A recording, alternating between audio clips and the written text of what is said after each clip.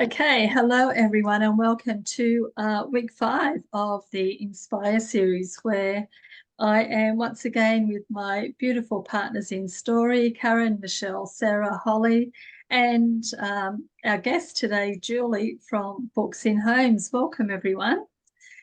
Yes.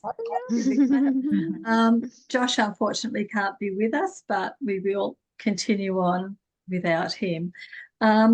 So tonight we're talking about giving back and the role of literacy ambassadors and how we can, as ambassadors, reach children in remote and low socio-economic areas. Julie, you do this through your program, Books in Homes, and I guess that's one big thing I wanted to talk about tonight. Since you were on our last series?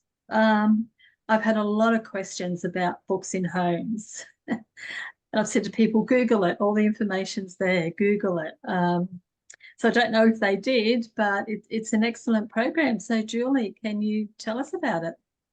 Yes, I would love to, and thank you for the opportunity. And I have to add, we've got 2 role models here tonight, and perhaps one in waiting. So I'll tell you about it. Books in Homes is a charity. It's a charitable foundation, and we've been around for 22 years in Australia. It originally was founded in New Zealand, and it's called Duffy Books in Homes there. And Alan Duff, who's the famous author of Once Were Warriors, he was the one who founded the charity there because he made a connection about children who lacked reading skills and their lack of opportunity in later life as well. So I came over to Australia, and what we essentially do is we provide books of choice, and that's a very key word in our program. We provide books of choice, so the children get to choose 3 books each, 3 terms a year, and they then take them home and start building their home libraries, because even just having 20 books in the home can often mean, an extra few years at school. If you've got 500 books in the home, there's been research that says that I think it's something like 3 additional years in the education system. So books of choice is very important to our program, because it's also empowers the child when they actually make the choice. And also, statistically, 89% of children who choose their own books will actually finish reading them as well. So we've got around 12,500 children on the program around Australia, in every state. We've got 3 programs.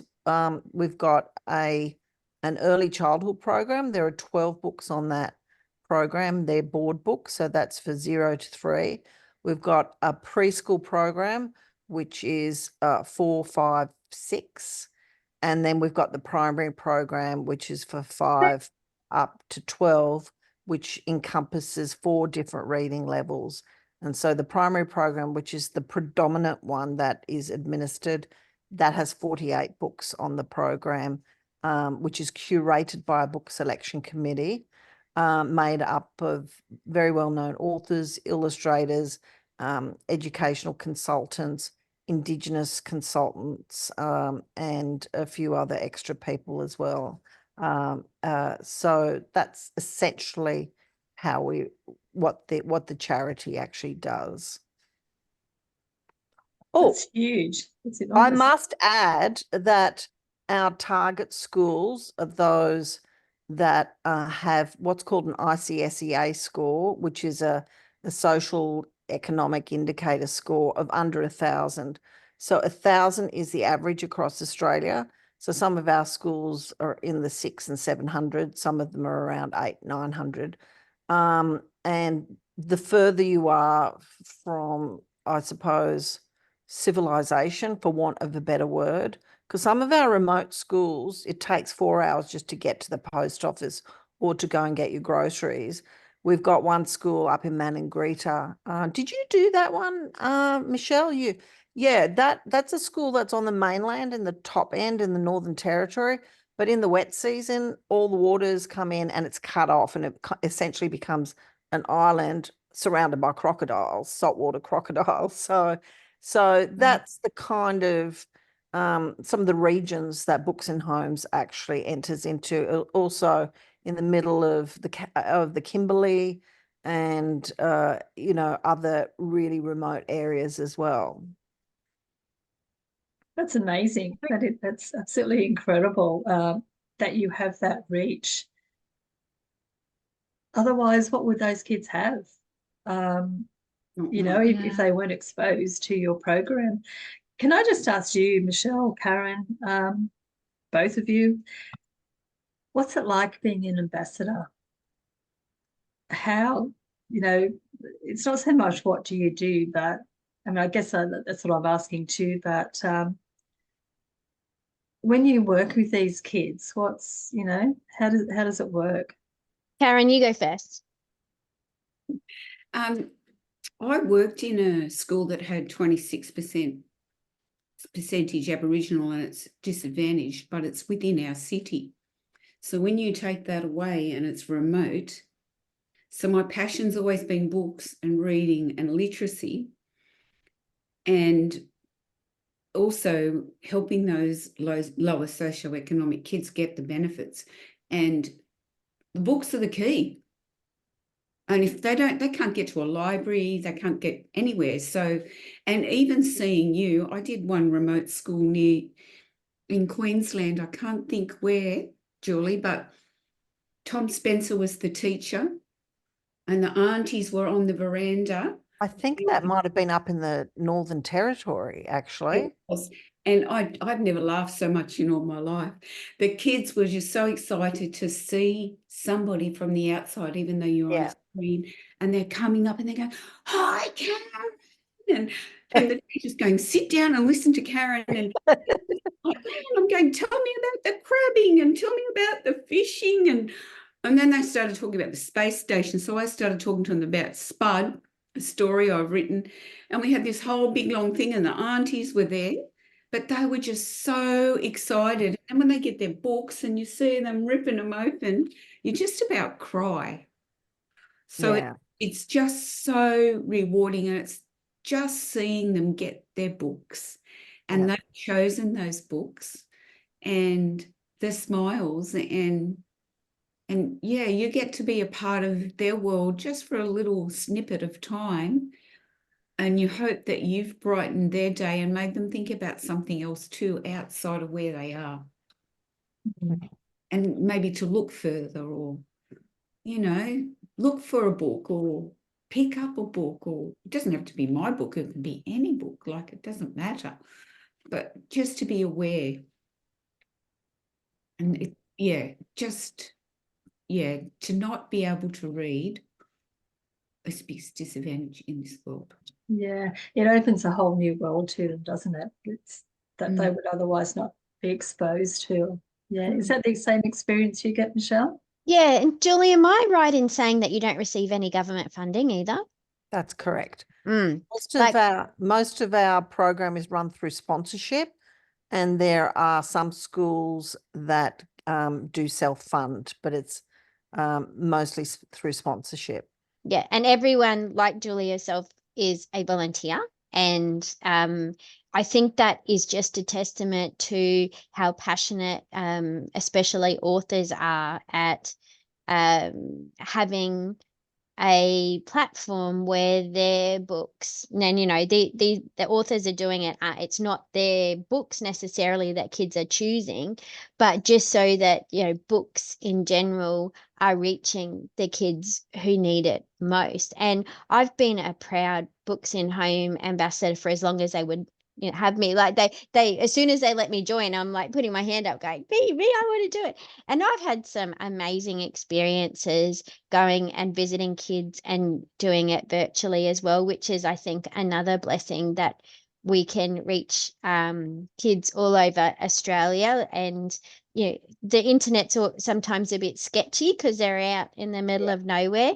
But even, you know, the questions that I get from kids that, you know, oh, I didn't know an author was a real person. I thought all authors were dead. I didn't know you could actually be an author. So if I wanted to write a book, I can do that. And talking about the books and stories, introducing them to a world outside their own, but they're also almost like little golden tickets that you're handing them and saying, you can do this too. And I think that's the Books in Homes difference. And it's also what makes them go above and beyond. It's not just corporate people going out and handing kids books. It's exposing them to creative people, to authors, to people who are passionate about books, and saying, this is a pathway for you. If you love drawing, if you love writing,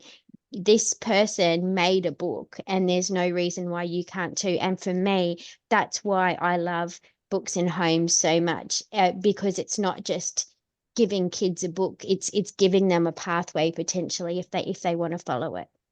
And they get given opportunities too, because I got the shock of my life. One school, I can't remember last year, they said, oh, do you mind if they interview you? And so when it came on, there was 3 kids on as a panel, and I got grilled for over an hour. Yeah. And I didn't know they were going to do that, and they were exceptionally good at it. And so they had to go at like being a journalist. Oh. I'd like to provide some context for our role models / ambassadors. What we do is, once the books are chosen, and Scholastic is our book distribution partner, and they're sent out, every single book is personalized with a book label and then packed into a book bag. And then what happens is that the school runs a special book giving assembly, and it's to celebrate the handover of the books to the children. So every assembly will be a little bit different because the school will organise it, but we organise for a role model / ambassador to either come in for a live session or come in virtually, and they do a 10-minute presentation, and also the sponsor is invited as well to engage with the children and to see what actually happens. And then the last part of the assembly is about handing over the books, and there is a complete energy shift then, because it's like another Christmas. And the kids, when they open their books and take them out, like, I've got goosebumps here. I've been personally, you know, you mentioned before, Karen, that you know, were quite emotional at times. I've had some like amazing emotional moments in certain schools as well, when the children receive their books, especially those who just don't have anything. And the importance of the role models / ambassadors is kind of twofold. One is exactly what Michelle has mentioned. We see the role models as aspirational figures because sometimes the children in these schools are not taught to dream. They're not taught to dream about where they can take their own skill set, where they can go in life. They only see themselves in terms of school, and then it stops there because there is no real encouragement beyond those years. When they meet a role model, and we put role models on a rotation, so there's a different role model each term for every single school. We do that because we want the children to be exposed to as many different people from as many different professions and walks of life. So for the most part, our role models are children's authors and illustrators, but we do have athletes, we do have musicians, we also have firefighters, we have Aboriginal elders, we have accountants, we have all kinds of people.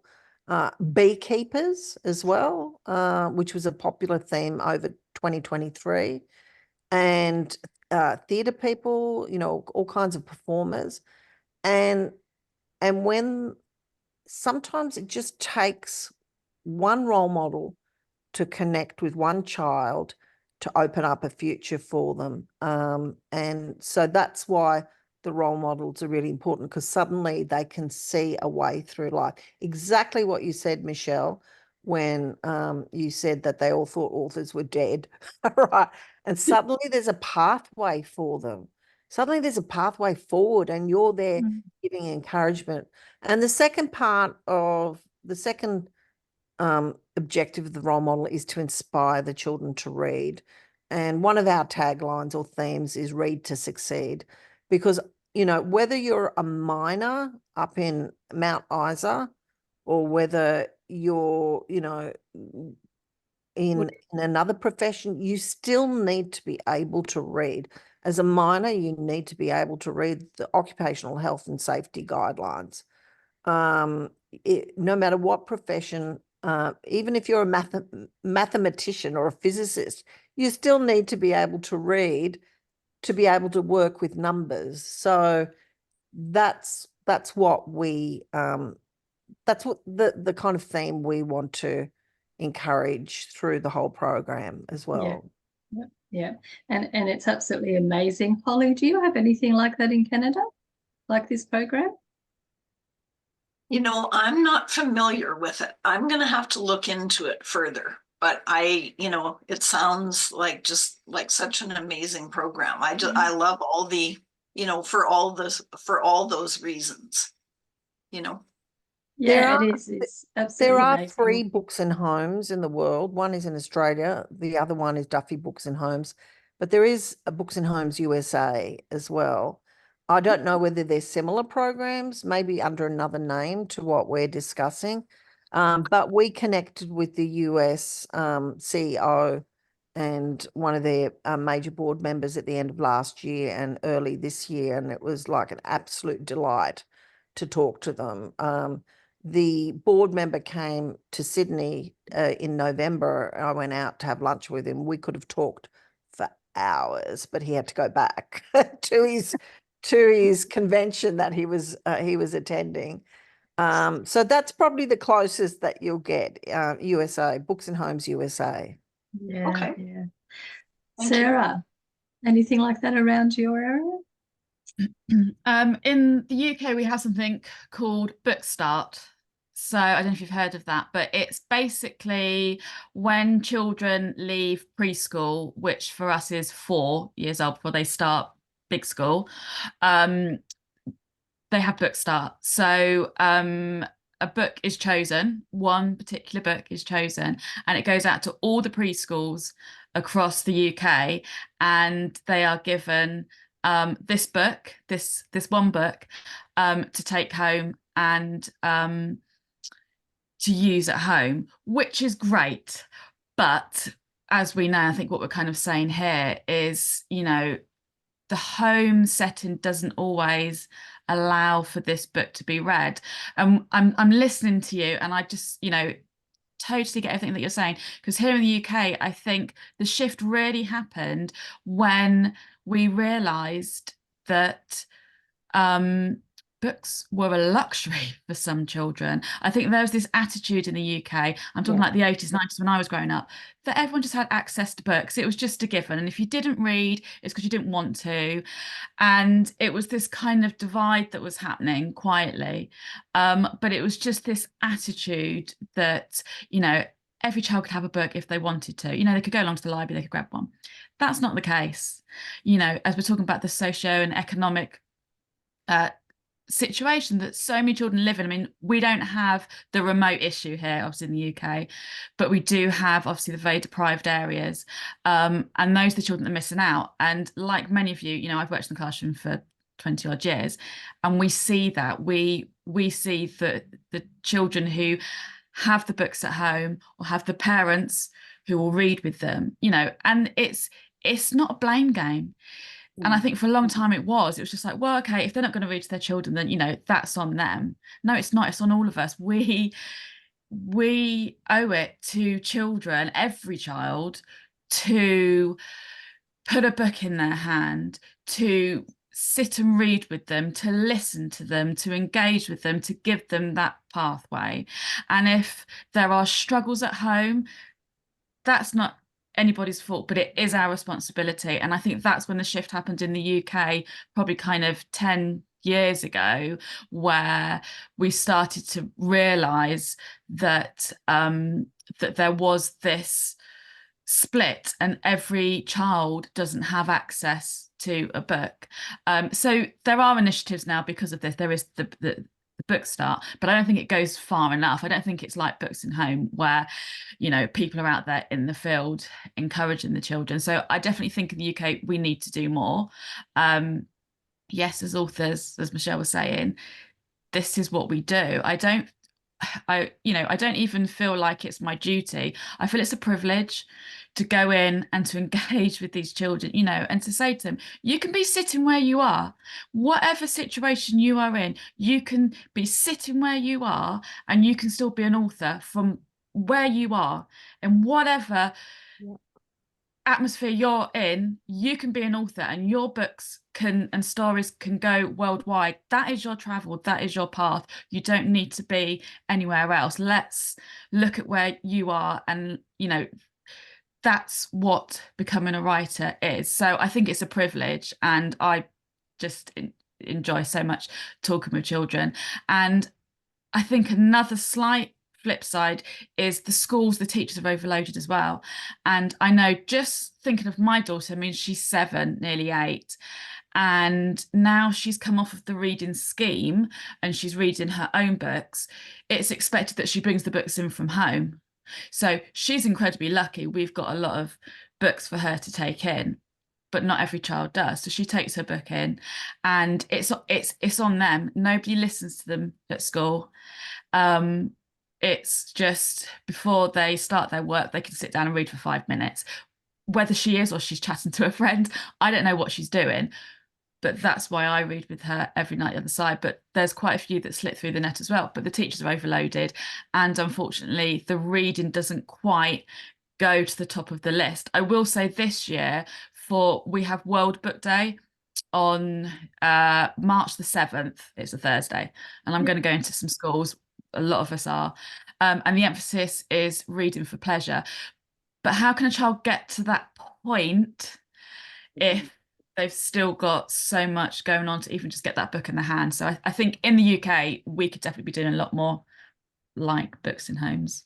Yeah, and that's what I love about Books in Homes, where the kids actually get to choose, because there's very much a difference between just sticking a book in a kid's hand and a kid using it as a doorstop, because it has absolutely no correlation to anything that they want to read. But at Books at Home, the fact that they actually get to choose, already you know that they're going to open a book. And I think that's the point of difference, that reading doesn't always have to be something that is marked or assessed. You can read for fun, and you can choose what books that you want to read, and that agency is something that these kids don't have in any other area of their life, and I think that's why it's so important as well.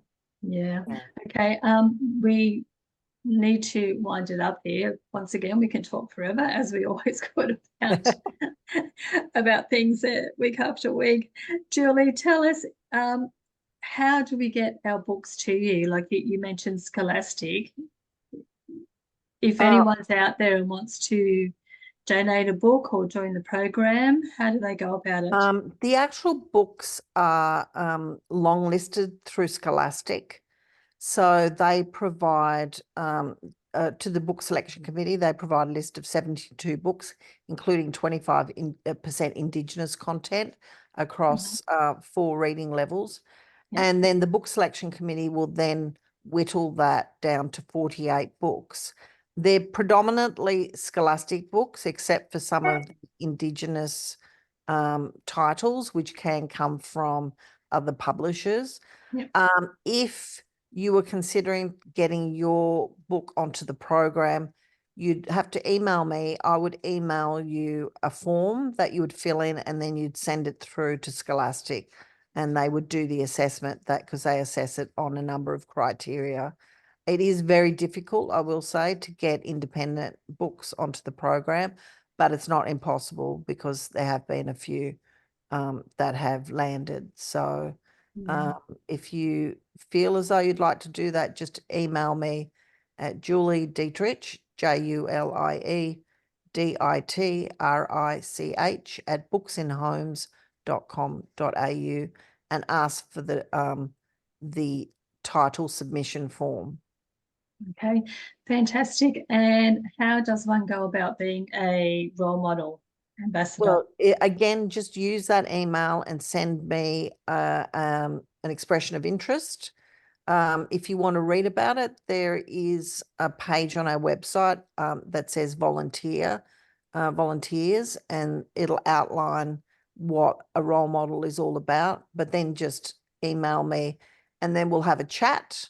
And if you want to go ahead, or one of your viewers/listeners want to go ahead, then we create a database record for you. And we do a lot of promotion of our role models. We promote our new role models through social media, through various platforms, and through our e-zine. And we have a special role models page on our website. Not everyone is listed there because some people are a little bit more introverted than others. But those who do have a marketing presence in the book industry often will put their picture there, and we link that to their website. Okay, that is absolutely amazing, and it's all voluntary, which is Yeah. just, And you know, usually a commitment might be, Yeah. at most, you might do one book giving assembly per term, which is about yeah. an hour of time. If it's a live one, then you just factor in some travel time on, to and fro. But if it's a virtual one, it's about an hour or once a term. And it's also very flexible. So if you're really busy and you're writing and you've got a whole bunch of deadlines, you can let us know that you want to be temporarily inactive. And then you can let us know when you want to come back on. And it's very flexible. We work around your schedules and your work deadlines and things like that. Yeah. All right. Well, thank you, Julie. Thank you, everyone, for your input, and absolutely fabulous, wonderful program that I will certainly be promoting more. The more I get to know it, the more people I know who are involved as role models. It's amazing, and the reach is absolutely incredible. So thank you, everyone, for this discussion tonight. It's been another eye-opener. And yeah, I guess I will see you all back here for week 6. Bye, everyone. Thanks very much for having me and for the opportunity. You're welcome, Julie. We've distributed 3 million books by the end of last year, and now let's hope we get the next lot happening too. Oh, that is awesome. Well done. 3 million. That's huge. Yeah. Right. Thank you. Congratulations. You're welcome. Bye. Thank you. Thank you.